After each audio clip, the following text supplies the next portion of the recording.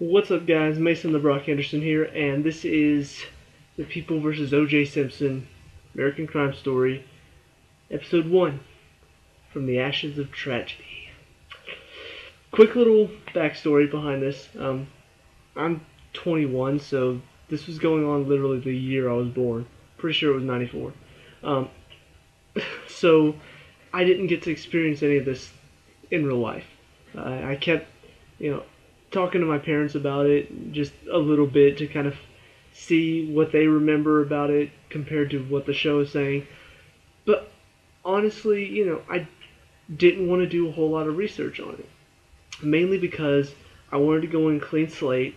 I know the general story about it, but I don't know a lot of details. So I wanted to go in completely clean slate and just experience it firsthand, experience it just like I'm watching something that I have no idea what's going to happen next.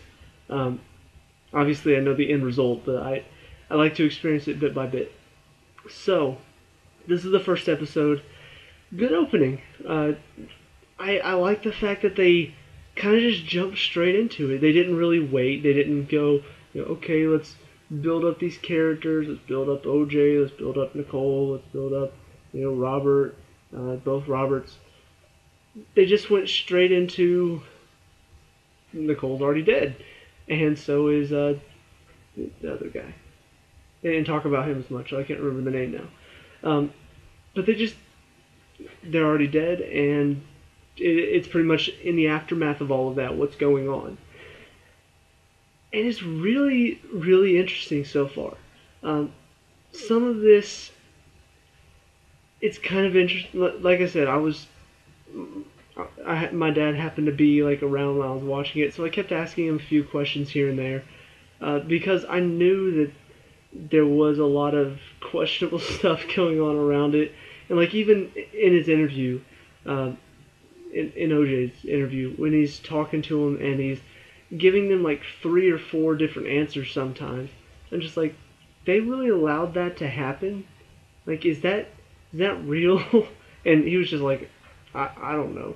Um, because it seems a little bit sketchy to just let a suspect say, "Oh yeah, I got this cut. I think it was when I was still in L.A." No, you know what? It was actually after I left for. I'm just like, they actually let him do that. Like, how much of this? And that's kind of the one thing that is gonna keep the show interesting throughout it all, is how much of this is actual fact because of how much was covered up and how much was, shady, and nobody really knew what was going on behind the scenes, and how much of this is them filling in their own little blanks. Um, because who really knows for sure? Like, who really knows how exactly everything went down? Uh, and even like Robert Shapiro, like watching him talk to these doctors and say, we just need to keep every available option open. Bring in a psychiatrist or maybe it was a psychologist.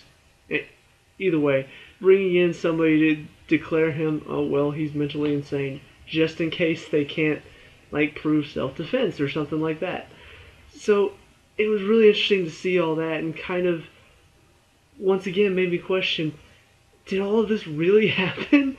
Because like I said, I knew there was a lot of stuff going on, shady, but all of it, just seeing it, is pretty crazy. Which actually leads me to the first point I want to talk about: the opening. Um, they just open with all of these, like, they're talking about the cops, and the violence on blacks and all of that. And I'm watching this, and this is set like back early '90s. All of these video footages and stuff like that. And I just shook my head and said, it's really sad. Nothing's changed. Like, I'm watching, there are all these people rioting because the cops are unfair, the cops are too violent, all of this stuff. And they might have been, I don't know for sure. And then there are people rioting because of it. And I'm just like, doesn't that sound familiar? Like, this is back in, I think it was 92, because it jumped forward 2 years after that. And I was just like, wow.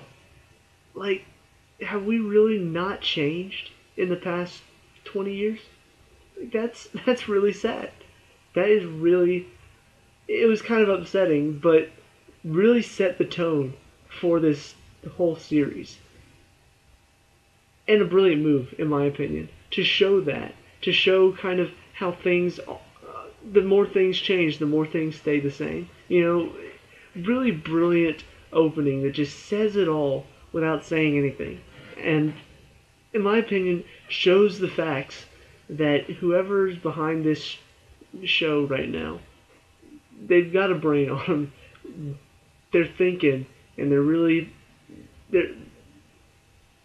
they're brilliant. Is what I'm trying to say. Like I can't say it any other way than just they're brilliant. The way they did that, really well done. Um, and another thing that really caught my eye was kind of the all-star cast they've got. You know, they've got Cuba Gooding Jr., they've got John Travolta, they've got David Schwimmer. All of these really good actors and actresses in these parts, and they do really well. The only one that kind of stands out for me is David Schwimmer, and that's only because it feels like Ross, you know, just a bit. Like I look at John Travolta, I'm just like, he looks like John Travolta, but that doesn't seem like John Travolta. I look at David Schwimmer, I'm like, yeah, he looks and sounds and acts like David Schwimmer, or at least Ross from Friends, you know. So it's not bad acting, but it just feels very similar to, like I said, Ross from Friends. So if I had one complaint, that would be it. You know, it doesn't stand out as much as the other actors and actresses, if that makes sense. So, you know, good story, good cast, you know, good characters to use. It's got me excited. It really does. A lot of standout moments too in this. You know, you've got the one where Cuba. Is it Cuba or Cuba? I never know. I see the name and I want to say Cuba because it's spelled. Anyway, his character is like talking to this guy, and he's just like, you know, they're talking about this case where a cop, you know, brutalized somebody and shot him, and he clearly believes that there are two sides here. You've got the people who think the cops are right. You got people who think that the blacks are being victimized. It's like, you need to choose a side. Kind of setting up the tone again for the rest of this season. It kind of feels like that's going to be toyed with a lot. I really hope it doesn't become so bogged down in that, though. Like, I understand that it's a big deal for this case. I understand that it's a major plot point. I just don't want it to be focused on 24/7 throughout every episode, you know. I want it to be focusing on a few other things as well. And it does in this episode. But there was a lot of talk of, you know, racial stuff, all of that. And I'm just like, see, if this happens all the episodes, all throughout the season, I'm going to get bored with that. I can guarantee it. So, hopefully they do talk more about the case itself and stop focusing on the race as much. Personal opinion, just don't want to see one aspect focused on all the time. Another couple interesting ones is watching. I can't remember the name of the actor now. The guy playing OJ, really good job. Mainly because like his little freakouts are just they're really kind of intense moments that shouldn't feel so intense. Like, he's sitting in his house surrounded by all his friends, and he just starts freaking out. Oh man, I can't believe they saw me on the TV and they saw me handcuffed. I was handcuffed for like 2 seconds. I'm just like, dude, this is a scene in the house. They're watching TV, and he starts freaking out. I'm like, if I had to imagine a guy who has a temper and could possibly kill somebody because of that temper, this is exactly what I would picture. Like, he just freaking out. It's crazy. and he does such a good job with it too. Like, it feels genuine. It doesn't feel like, it doesn't feel forced. It doesn't feel like he has to play this over the top. He just does it like it should be. He does it like somebody who is extremely violent and extremely like emotional about it all. Really, really well done. Um, so yeah, really, I cannot wait to see more of this guy because he just does such a great job with it. And near the end too, another really great moment is when he finally starts to realize that things are not going well for him. And like he writes his will, he writes a love letter to his fans, to his family, to his friends, and all that. And then he is about to kill himself. This moment just stuck with me and gave me goosebumps because of how serious it was. Like, he just stood up and he had the gun, and the way he pointed it at his head, I was just like, he's dead. He's about to kill himself. I know this didn't happen in real life, but in the show they're gonna kill him. That's because I swear, the way he does it is so intense and serious. I was just fully engrossed in this scene, and I was sitting there like, oh my god, I should not be this emotionally invested right now because this is the first episode, but I am. It was nuts, and you could see like the emotional struggle in his face as he questions, do I pull the trigger? Do I pull this trigger right now? Because if I pull this trigger, all my problems go away. All the problems that all my family and my friends are facing just go away because they won't have to deal with it anymore. And I'm yawning because it's late. And it was such a good scene. And ends with him escaping in the Bronco. And that's kind of been one of the moments that was talked about leading up in this season was the Bronco and all of that.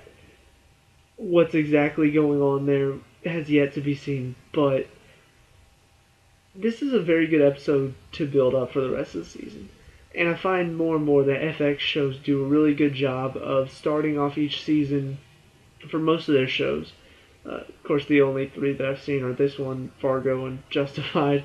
But even like, I saw one episode of The Americans, and it was like an early episode in the season, and they do a really good job of building up story first before actually getting into the main plot. And it feels like that's what they've done here. They brought in the conflict. They've talked about the characters. They've built up these characters, given us a glimpse of them, and now we're about to get into the story. And I'm really excited. I know it may not seem like it because I'm yawning, but that's just because it's too late to be doing a review right now. But I really am excited to see what they're going to do with this season, what the story's going to do. Like, what exactly are they going to do? How are they going to turn this to make it fun and interesting to watch? 'Cause so far it is. And so I am wondering what's going to happen next. So, I'm excited, and hopefully it gets better from here, because it's already pretty good. So, that's my opinion. What are your thoughts? Let me know down in the comments below, and just try to keep it clean. That's all I ask. Don't call me any names, please. I'm just kidding. Call me whatever you want. I don't give a crap. Leave a like and subscribe for more People vs. OJ, and I'll see you at the next review. Peace out.